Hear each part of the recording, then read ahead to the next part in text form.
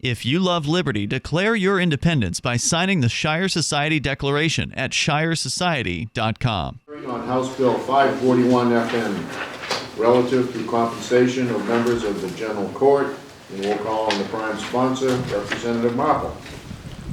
And again, thank you, Mr. Chairman. I won't go over because I gave you my, shall we say, biography in the previous bill. So let me get right into it. I said in 3 to 5 minutes, and I think we can accomplish that. I tried to, in drafting this, incorporate an introduction to what is being proposed. And if you read that introduction before it comes down to the meat of it, you will see that in 1785, I'm a history buff first off, and I'm a very dedicated student of it, still am, even at my age. But I enjoy history because, who was it, Centenaris? I can't even pronounce his name. I said if you don't learn from history, you'll see it repeated.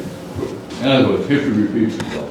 Anyway, in 1784, when the people ratified our Constitution, the only dollar that was in circulation was the Spanish mill dollar for 1 troy ounce of silver.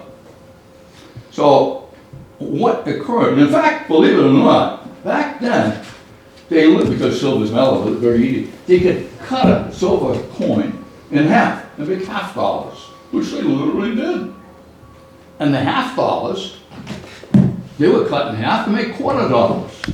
But you had something tangible to exchange in the commerce of the day. Well, New Hampshire's legislators, what did they get? According to Article 15, $200. So the dollars that they're talking about is 1 ounce of silver. Nothing else existed. Now, the legislators received 200 ounces of silver every, or 100 ounces for each one of the biennium anyhow. So it says 200 for the biennium, so they received 200 ounces. Well, 200 ounces of silver hasn't changed. It's the same today as it was in 1784. So every year, the legislature get up and they collect their 200 ounces of silver. Well, now Article 15 hasn't been amended to change the fact that a dollar is what we are supposed to receive. And in 1789, when New Hampshire got the celebrity, if you will, of ratifying the Constitution, which incidentally, and I gotta make a point of this, our Constitution was ratified with a condition. You know what that condition was? The condition was that there be a Second Amendment, or else New Hampshire's Constitution approval would be denied. I found that very fascinating, so I want to share it with you. Second Amendment is there because of New Hampshire. Anyway, back to Article 15. Article 15 shows that there was an amendment made after we ratified, I say we mean New Hampshire, ratified the Constitution, and the mints were constructed. And after the mints were constructed, they started hammering out, guess what? Silver dollars, 1 troy ounce of silver. And they are to this day. And I just recently, I went online to check it out, I went to the U.S. Mint. And if you go to the U.S. Mint, you will find that November of 1916, that's just, 3 months ago, the Mint in San Francisco put out the greatest quantity in the history of the Mint, 42,000. No, I'm sorry, 42,500,000. You go to the Mint and check it, 42 million silver dollars plus 500,000 more. And my point to you is, where did they go? Well, where they went is right here. I gave you all 3 pieces of paper. These 2 here actually should be studied in connection with both this bill and the previous proposal that I made. This one here is extremely interesting, and I invite you to check every one of the citations in there and verify them. And if you can find that there's any error that I have made, I want to know about it. What is happening is 1933, Franklin Delano Roosevelt removed the gold from circulation. In 1966, Lyndon Baines Johnson removed the silver from circulation. So now, our Constitution is sitting on a shelf collecting dust. Article 1, Section 10 is very explicit. It says, no state shall make anything but gold and silver coin a tender in payment of debt. That's our Constitution. So there's a constitutional issue here. Article 1, Section 10, very clear. Also, it says, I think you'll find it also, I can't see it, excuse me, Representative, I can't see it the way the light's shining. Yes. Sure. Yeah. Article 1, Section 10 is very explicit. Government can't impair the obligation of the contract. Right there, so you have a constitutional issue there on what you said before. There's plenty of support for it. I can give you story to ceases as long as you're around on what you're suggesting. And no, you can't be denied that. Anyway, in 1966, Congress had an extremely, shall we say, decision to make because there's no gold and silver. There's no lawful money. How can Congress continue to, and they have, of course, the control over interstate commerce. So Congress said, we got to do something. And they did. That's what you see here. You're only 3 pages. It's a tremendous amount of information. But they passed what is known as 89, because that's the 89th Congress. And it is public law, PL, easy one to remember, 719. So 719, if you look at the top of this sheet here, you will see it says public law 719, see pages 13, 16, blah, blah, blah, blah. I filed this with Bill Gardner back in 1998 or whatever it is there, because I'm very involved with it, trying to get out the fact that we don't have any lawful money in circulation. Even, what do we got now? These laminated slugs, that's what I call them, for coins. But that's my opinion. They're not lawful money. Now, this Senate report here that you see, that you have a copy of, is what is incorporated into 719. And the significant part of it is that Congress established, you'll see I have it underlined here, under the Uniform State Laws, the Uniform Commercial Code. People say, well, I talk to people about, over their eyes glaze over. What are you talking about? Well, the New Hampshire legislature, as did many, all the other, in fact, Louisiana was the last state to adopt the Uniform Commercial Code. They all have it now. And the reason they have it is because there's no lawful money. There's only commercial paper. That's the stuff we carry around in our pockets. They're called FRNs, or Federal Reserve Notes. Well, I think everybody knows a note is an instrument of indebtedness. But who's the indebtedness to? So all we're doing today, as far as commerce is concerned, is shuffling instruments of indebtedness around anybody that will accept them. You're not paying for it, you can't pay for it. But Congress used a little, I call it, semantic subterfuge, if you will. Or some people might call it semantic deceit. What it is a denomination, Federal Reserve, and that's what the federal is, Federal Reserve Accounting Unit Denomination. Isn't that interesting? Federal Reserve Accounting Unit Denomination. That's what we have in this paper. But what does that acronym spell? Federal Reserve Accounting Unit Denomination. Are they rubbing their nose in it, or is this private profit-making corporation that is charging us, we the people? Last I heard it was $2.5 billion a day. Whether it's true or not, I don't know. To rent their private currency. An interesting thing happened in 1963 when JFK introduced what is known as Executive Order, easy one to remember, 11110. Got it? 11110. Put that into Google and study it. You'll find it extremely, well, should we say, revealing. Because JFK was going to try and put a little competition into the marketplace by introducing what is known as United States notes.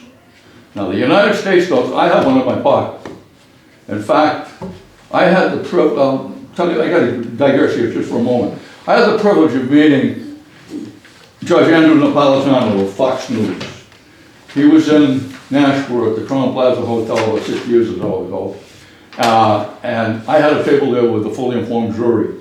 And he was the featured speaker. It was Saturday night, Saturday afternoon, he had signed some books and so forth. He came through where the vendors were, vended all the tables. And he saw my big sign, 1-800-TELL-JURY. And he came over and introduced himself to me and said, I want to thank you for your dedication to raising the level of the public to the fact that they have not only a duty, but... We're getting a little far afield from the subject of the bill. Kind of varying off a little, Representative. Well, what I thank you very much, and the reason I am giving this is so you can see the, if you care to do so, a 5-minute video that was done for the judge on that date. And it's on YouTube. Just put in YouTube, History of Money. My name, Dick Marple, History of Money. If you put that in YouTube search, you'll see a 4 or 5 minute video that I did for the judge. That happened to be recorded by, I guess, he's now a colleague, Ed Como. Ed Como was a house rep here today. Ed was the one who did the video on that. The reason that I mentioned that is because it involves the use of a gold coin, a silver coin, Federal Reserve notes, which are private currency, in contrast with the public currency that JFK put out with his executive order 11110. What he was trying to do was minimize the cost to we the people in paying rent to the private corporation known as the Federal Reserve for the use of their private currency. Now the Supreme Court has got their own in the pond in us, also this, because the federal, what's called the Clearfield Doctrine. And the Clearfield Doctrine is a result of the Clearfield Trust Company in the United States. Believe it or not, it's all over, I think, a $28 check. But the Clearfield Doctrine states very clearly, when government uses commercial paper, it's got to follow the Uniform Commercial Code. It has no superiority. So, RSA 382A, put that into your search engine and take a look at it. That is the supreme authority for legislation in this state. Why? We have no lawful money. Did I take 5 minutes? No, you're on 15 now. You're gonna be kidding! I apologize. I'll shut up and ask if any questions. Okay, is there any, yes, Representative? Oh, thank you, Mr. Chairman. Is there any concern over since our money is not tied to the currency of silver these days, is there any concern about the value of silver dropping, which would create a lowering value of the money, just in case if they found like more silver mines, as well as the possible environmental or human rights concerns that may come out of constituents for us being paid in a heavy metal mining currency? Well, as far as being paid, you don't have to accept it. You can still take the paper if you want. Nothing again.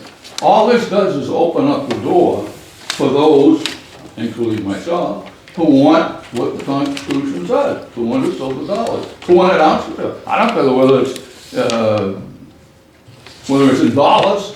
It can be in ounces of silver, because that's what we're really talking about. The Constitution says 200 of what? Dollar, but the dollar is an ounce of silver. So forget what the dollar, let's go to ounces, metal. It's stable, it doesn't inflate. You can't inflate a dollar, a metal dollar. You can't paper because that's just an accounting procedure. I can add zeros onto anything, and that's what the problem is. But as far as you can accept the paper. This just opens the door for those who wish to have the tangible substance of 200 ounces of silver. And as far as you mentioned the value is, right now, all of the so-called commercial value, it's all manipulated by the big banks. That's all manipulation, all computer generated. They get with paper, but now it's just keyboard entries that are manipulating the price. And it goes up and down, and the banks are all capitalizing on that, accounting procedure, if you will. So this just opens the door for those who want. You don't have to accept it, but it's there for those. This would provide for those who wish to accept their silver as their compensation. Okay, I don't see any more questions. Thank you very much, Representative. I thank you. Ian Freeman.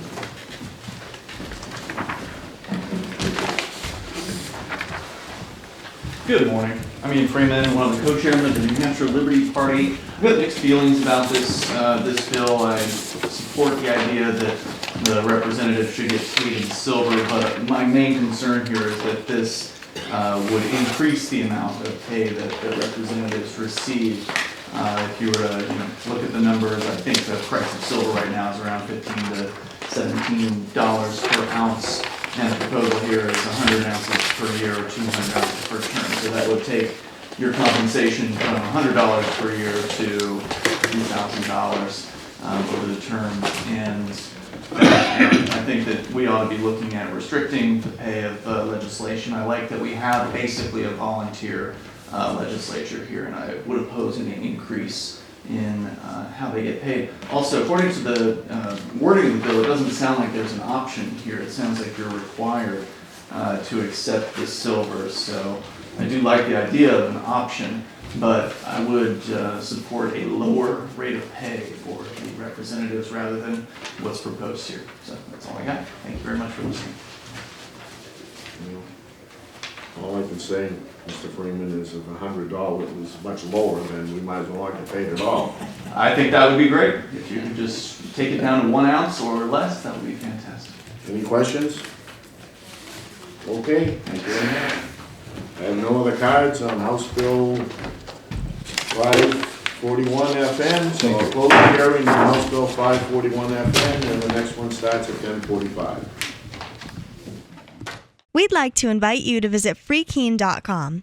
Freekeen.com features audio, video, and blogs chronicling the transition to a voluntary society.